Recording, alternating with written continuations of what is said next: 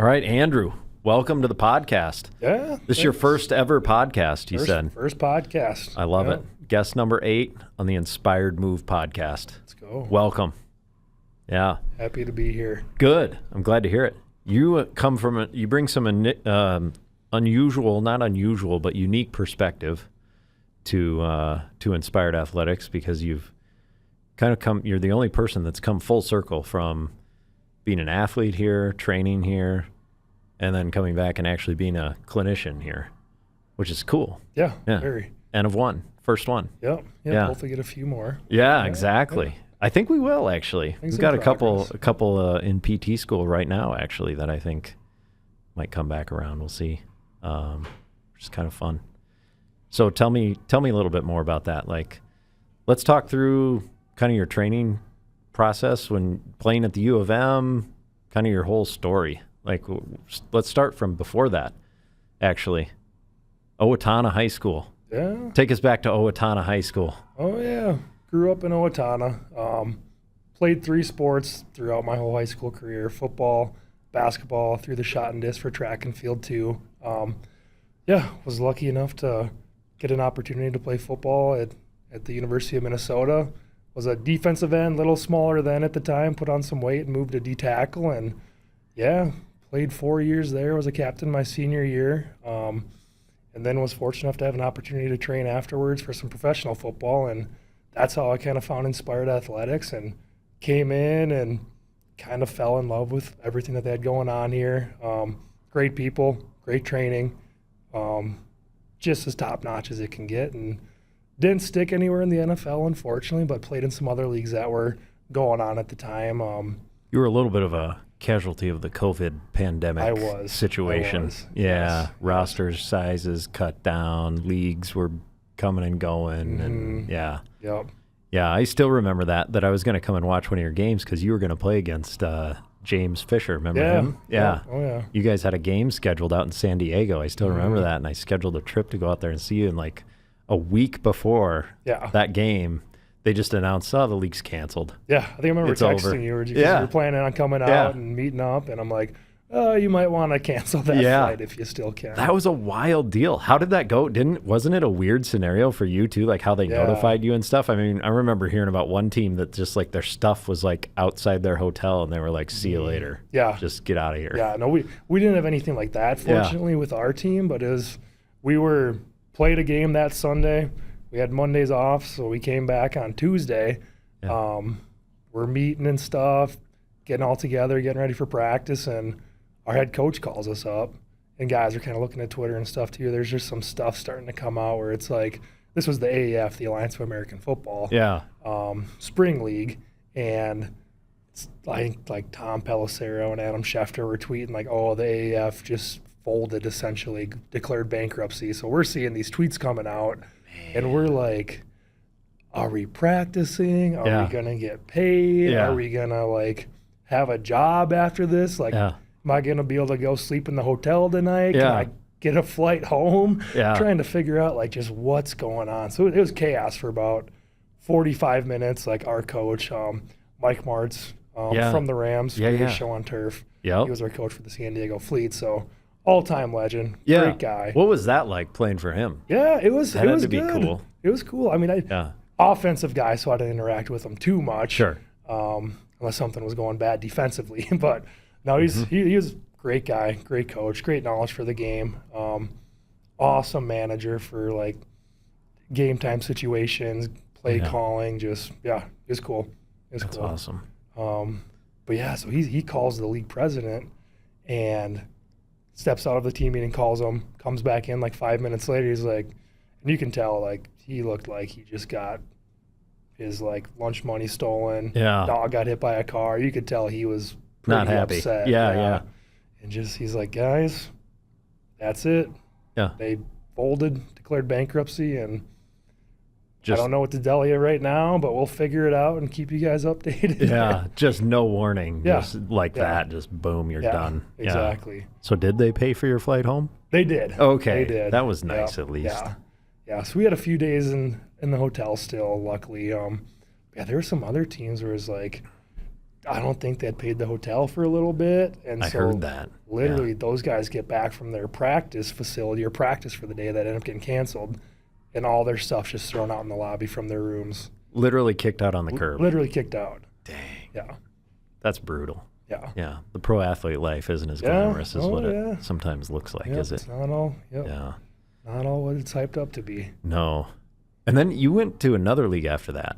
Yeah. Didn't you? Yeah. Yeah. So this was the AAF. This was in 2018. This was 2018 when that came around. Then the XFL. Yeah. XFL 2.0, if you want to call it that, came back that next year. Yeah. So then I played in that league. Yeah. That was going great. I was kind of a little bit of a journeyman for that. Yeah. I got drafted by the team out in LA, and was getting ready to go mini camp and stuff and all that. Ended up getting cut before anything.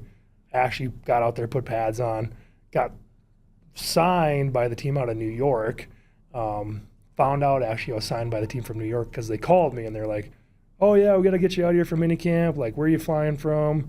Like, when can we get you here? Blah, blah, blah." I'm like, "Well, this is great, but it's like I'm with LA." And they're like, "Do you have the wrong number?" Yeah, no, literally. I'm like, "Well, apparently they didn't know what was going on." I thought, little did I know, I'd been cut by LA that morning, and they signed me that afternoon. Didn't even tell you. Yeah.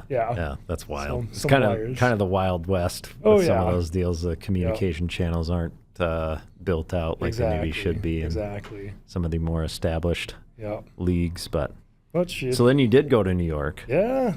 Went to New York, did mini camp, training camp with all of them, and then I put on the practice squad. Yeah. And then I was down with the practice squad for a few weeks, and then ended up getting signed again by LA because they could pick guys up from the practice squad in that league if you weren't on a roster. So went back out to LA. Back to LA. Yeah. Wow. Yeah. So it was kind of full circle with that. Yeah. And I flew out on a Wednesday, I believe. I'm thinking like, oh, there's no way I play in the game this week on like 3 days practice. Yeah. Get in there. I'm playing. Didn't start, but I was backup, so still played quite a bit. And we had a big comeback win and super fun game out there. And then as we all know, COVID hit that next week. So oh man, brutal. Let's not talk about that. Shut it all down. And then yours, they closed every sport. Every sport, everything. Everything just got shut down, and then it was just nothing. Yeah. That's tough, man. Yeah, it was an interesting way to end a career, but I went out with a win, so few people can say that. There you about go. Their football career, That's so absolutely true. That's a good point. Yeah, that is a good point. Yeah, unless you win the Super Bowl. Yeah. Or I guess if you're bad enough not to make the playoffs, then you could win your last game too. But okay, cool. So back to high school, track. Dad was your coach, right? Yeah. My dad was the head coach, still is. This will probably be his last year. Is that right? So how many years is that? I'd have to ask him. It's probably, if not more than 30, right around 30. Wow. That's a haul. Yeah. People don't do that anymore. No, it's not a whole to lot. Find that longevity. Yeah, that's a rarity, definitely. What was that like? Yeah, it was fun. Dad as coach. Yeah. Again, we didn't interact too much from like a coaching standpoint. He coached the sprinters. Oh, okay. So I was throwing, so he'd come and watch me. You weren't a sprinter? I did the throwers relay every once in a while. every once I did run a 60 in the indoor one meet too. There you go. I like it. Yeah. I got a quick burst. You had that speed off the edge. Yeah, I kind of tap out after about 20 yards, but first couple gears I'm moving. Yep. Yeah, well, that's all that matters in football, right? Especially your position. Yeah. Yeah, but no, that was fun. Yeah. Had a really fun track career. Yeah. Was able to place in state and shot in disc my junior, senior year. So love it. That was special. I mean, if I didn't play college football, I probably would have gone and done track somewhere. Is that right? Yeah. Yeah. Yep. Mm-hmm. Cool, man. And did your dad coach any other sports? Yeah. Was he assistant football or anything like that? Yeah. Okay. He coached my football teams growing up, youth up through high school and stuff. Coached B squad, and then he was assistant on the varsity too. Okay. I was going through all that. Yeah. That's got to be fun. Yeah. No. What did he coach in football? He was a defensive line assistant. So he was one of your coaches then in football. Mm-hmm. Yeah. Yep. Okay. So how was that? That was good. Was he? Some dads are harder on their kids. Mm-hmm.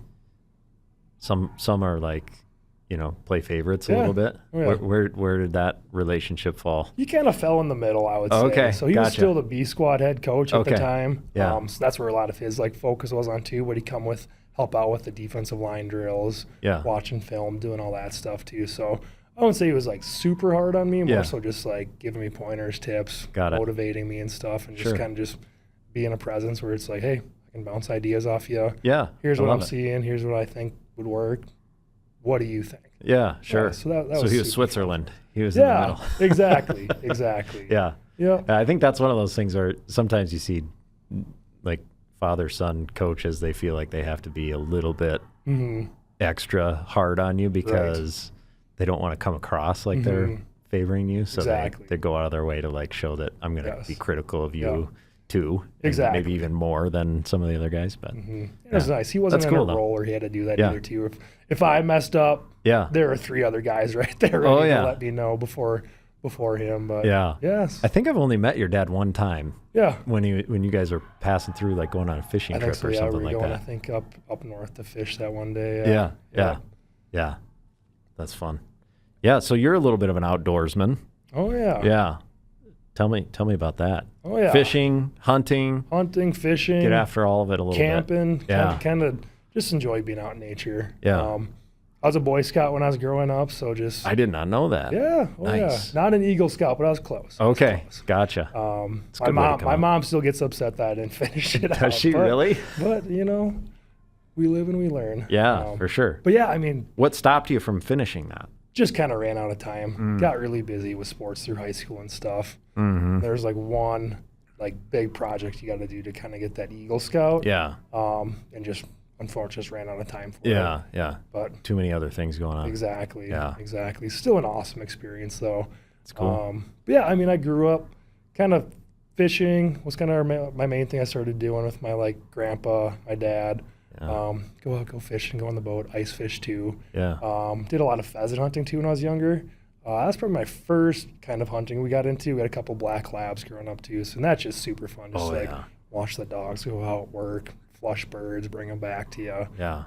If you've never done that, I would highly recommend it. Yeah, it's super fun. It's a good workout too. Absolutely. Yeah. Sometimes it's just a long walk where you carry a gun and come back empty-handed, but still being out in nature. And then, kind of got into deer hunting a little bit kind of later in high school. Yeah. So that's a whole different ball game, different experience. Oh, 100%. Yeah. Yeah, and then got into archery with that. So, and that in itself is just a whole other challenge where I really enjoy that aspect of it, where you got to get the deer in close, you got to make a good shot.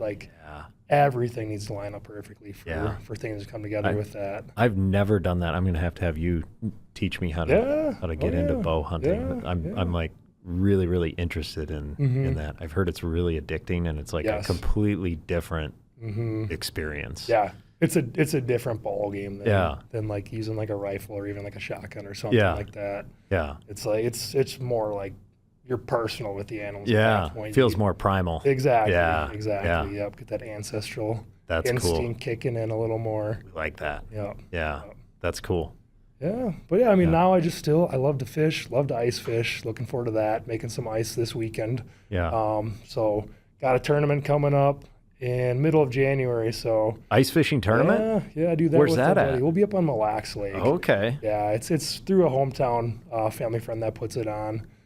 Steve Zaplin's Zappa Insurance. They do a great job. Okay. We've done that a few years. So this is from Owatonna. Yes. There's a contingent of people that travel up there and have a tournament. Head north and try to catch some walleyes up on Mille Lacs. Yeah. Is it all walleye only? Is that the only ones that count? Yep. Okay. Exactly. Gotcha. Yeah, so I got that coming up in a couple of weeks.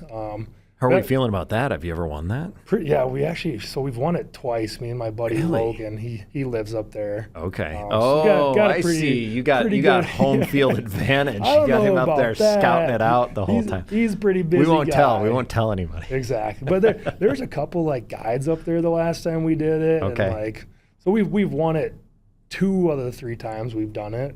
Whoa. But yeah, no, it's fun. That's pretty good. Yeah, How many people are in this thing?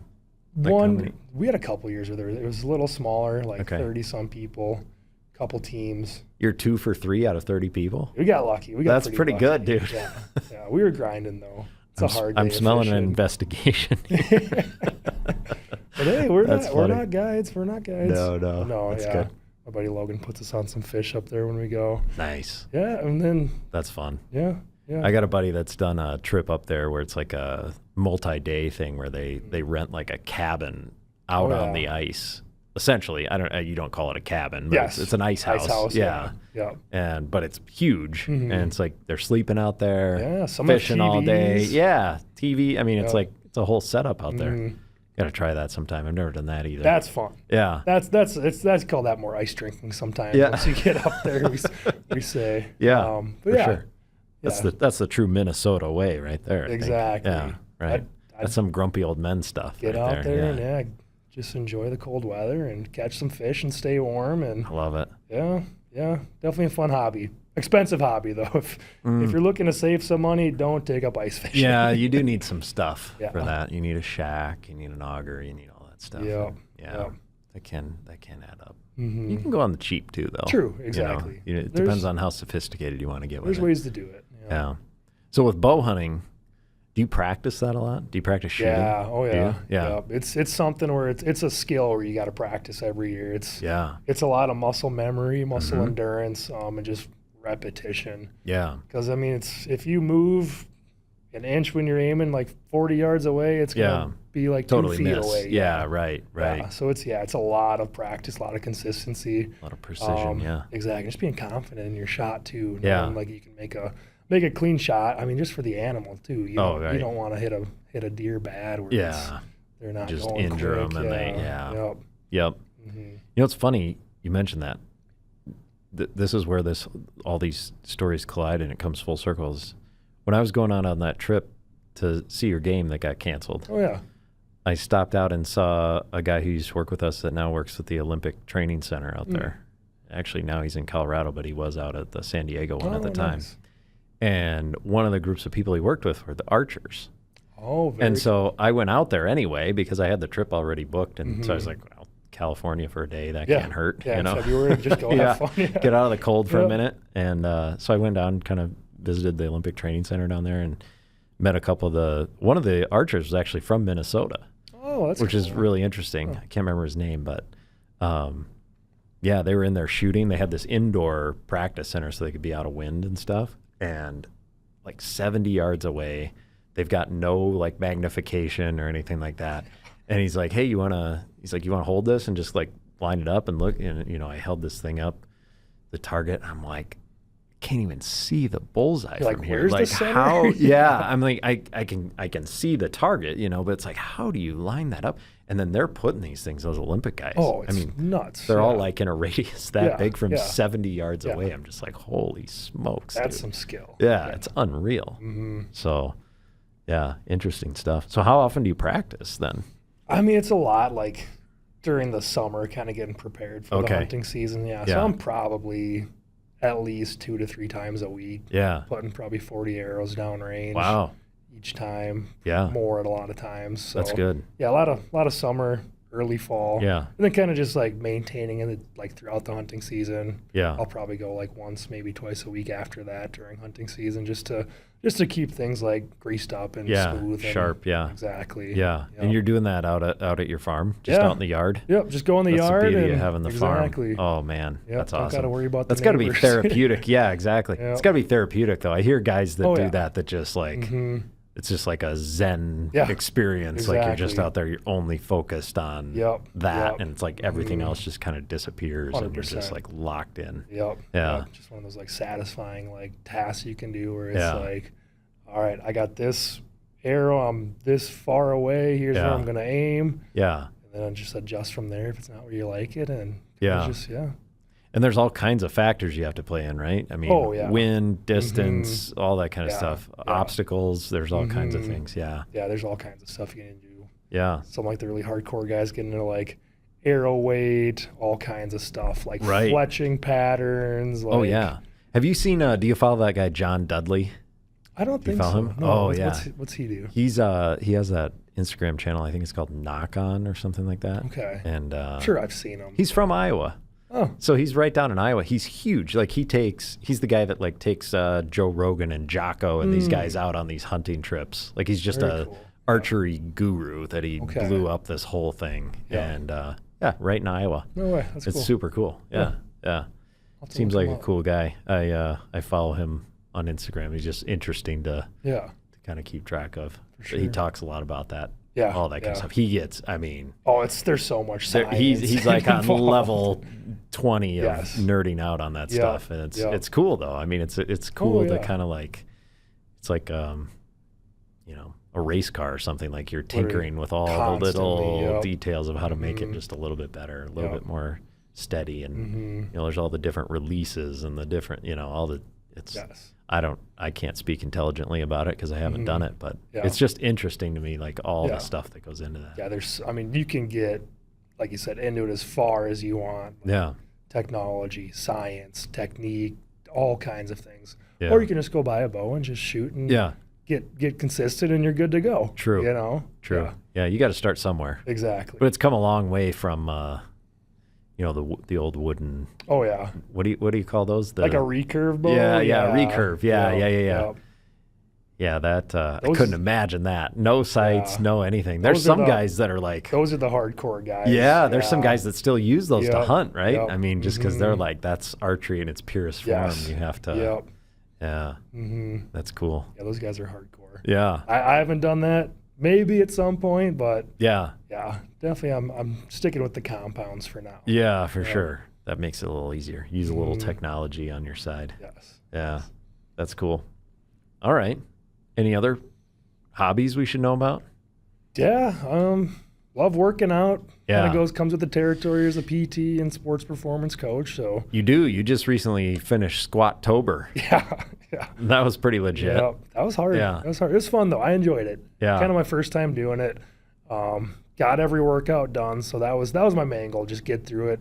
One healthy, well, mostly healthy, but we had a few treatments in there. Exactly. Yeah. Another perk of the job. It's a lot of squatting though. It is a lot of squatting. Yeah. That's for sure. Had a little back tweak, but still was able to overcome that and kind of use my treatment process on myself. So that's kind of a cool perspective to take on it. Yeah. And I ended up hitting a PR. So that was fun at the end of the month. Yeah. Yep. Tell me about that. What was your PR? We have it on video, I think. Yeah. Don't we? Yeah. It's somewhere. What was it? 5:30 something? 5:35 is what I hit. 5:35. Yeah. I will say it's a legit, post-athlete life PR. I think I hit like 5:50 or 5:60 in college, but I was a little heavier at that point. It's a lot of weight. Yeah.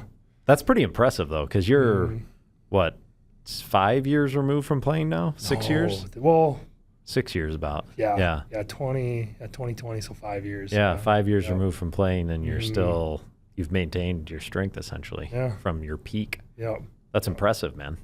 Gotta stay with it. Well, that's true. I mean, that's what they say is stay strong, right? And I mean, if you keep working at it, you will. You know, you can definitely maintain that. And obviously, being a Big Ten football player, that's kind of like the pinnacle. Or a professional football player is like the peak of your physical capabilities. And the fact that you're able to still do that at 29.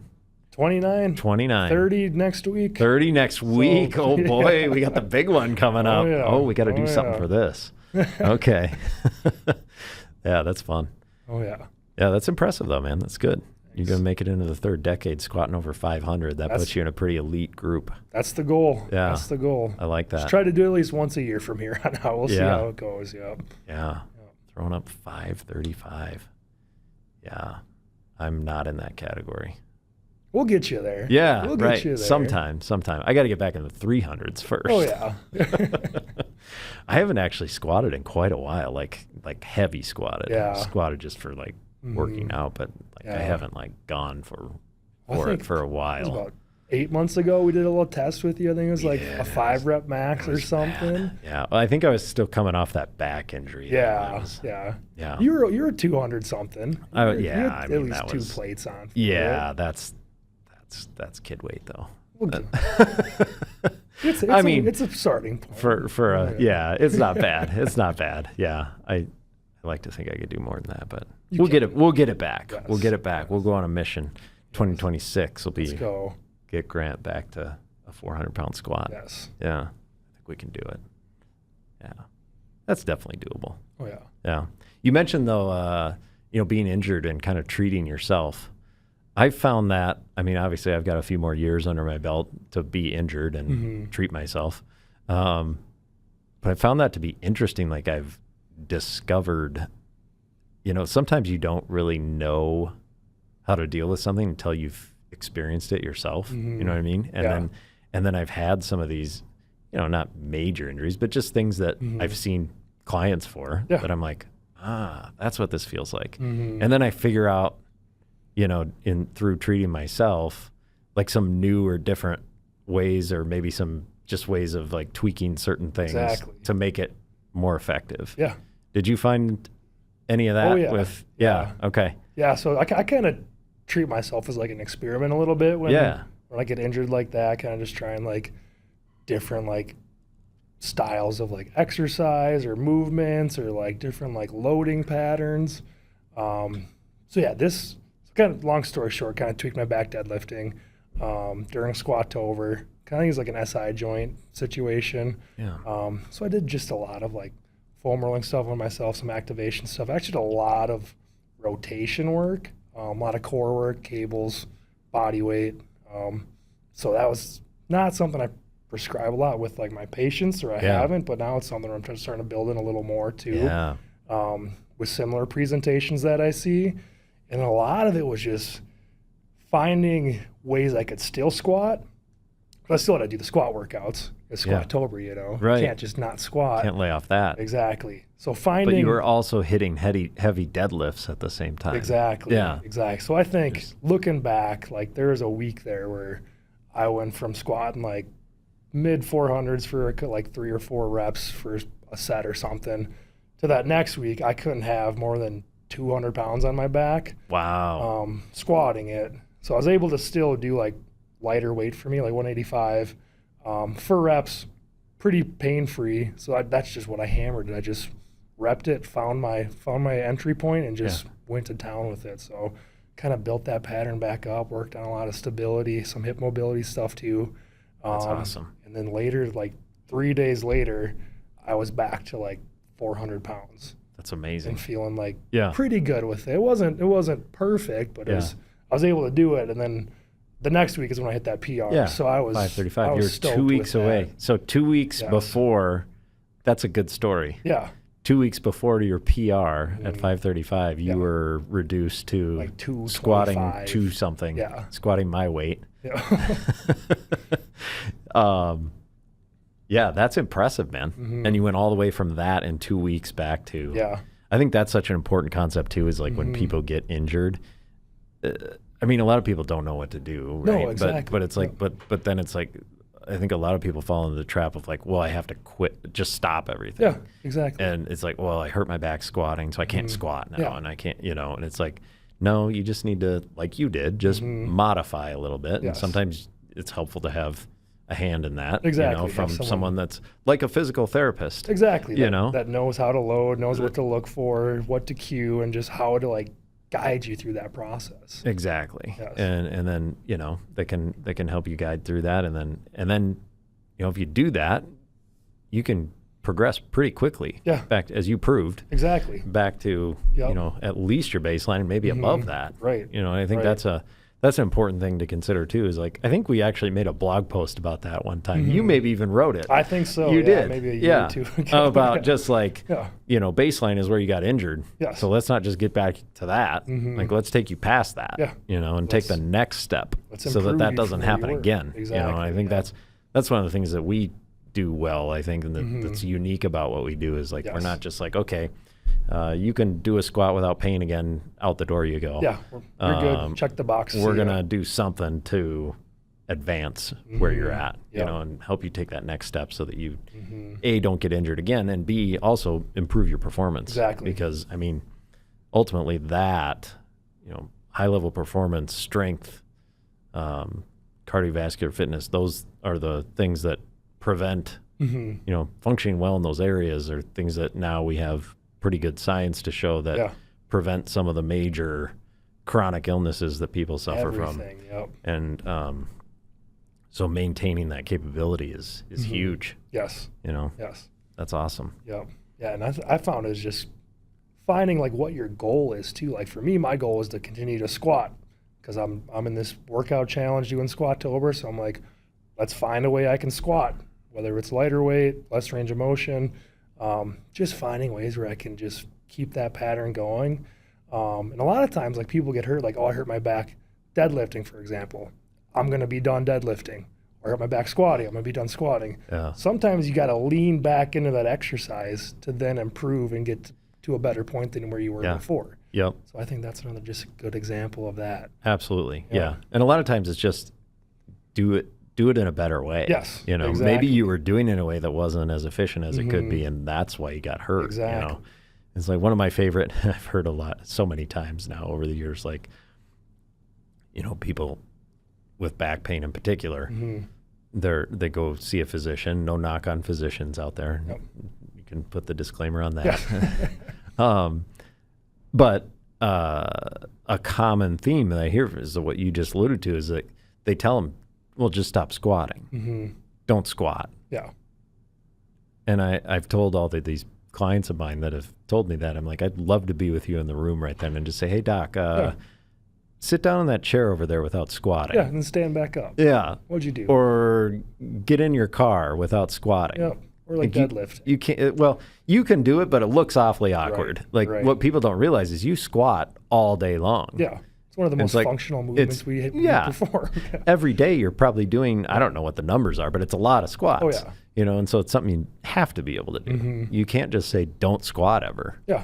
And if you don't squat ever, you're probably going to get weaker in that pattern and be worse at it, which is only going to set you up for more problems. Exactly. So don't do that is just a terrible thing. So I tell my clients, if you want to be able to get up off the toilet when you're 80, you got to squat. Yeah, 100%. Yep. Yeah, and I think that's another important point too, is like taking that long range view of it is like, you know, people my age and certainly your age don't a lot of times think that far ahead. You know, you're like, you're squatting 500 pounds. You're like, I'm never going to have problems standing up out of a chair. Yeah. You know, but, you know, someday you could if you quit, you know, doing those things that you're doing right now to maintain that, you know. So it's important to come at it from that long range viewpoint, I think, and kind of start from there and work backwards and say, well, if I want to be able to function at the level I want to function at when I'm 85 and run around and do stuff that I think I should be able to do, then you got to start planning for that now. Exactly. You got to start planning for that now and taking the right steps so that, you know, if you want to be there at 85, you got to be at a pretty high level right now. And that means you got to be putting in the work. Yes. And so I think that's something really important for people to remember, because even if they feel okay now, you're probably not functioning at the capacity that you could, you know? And I'm kind of finding myself in that boat right now. I'm like, I haven't been training super hard lately.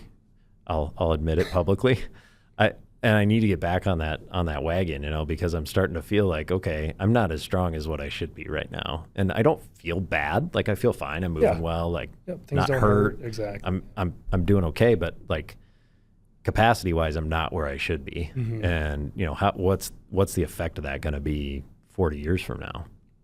Yeah. You know, I don't like that. Yeah. You know, so we got to start turning that one around real quick here. Yep. Yep. I always think like the function you're going to bring into your 70s, that's built in your 60s. Yeah. 60s is built in your 50s. 50s are built in your 40s, all the way down, all the way up. Yeah. You got to put the work in before you actually need to use it. Yeah. To then have that capacity where you can pull from when it's time to actually use it after you have some injury, have something happen in your life, have a heart attack, anything. Yeah. You go in stronger, you're going to come out better. Yeah, absolutely. All right. Well, if people want to look up your 535-pound squat, where would they find that video? Yeah, it might be on our Inspired page. Yeah. It's on, I think it's on my Instagram for sure. Yeah. What's your Instagram? Yeah, just Andrew Stelter, at Andrew Stelter. Look us up at Inspired Athletx. I think there's videos of me on there tagged. Yeah. I'm not hard to find. Yeah.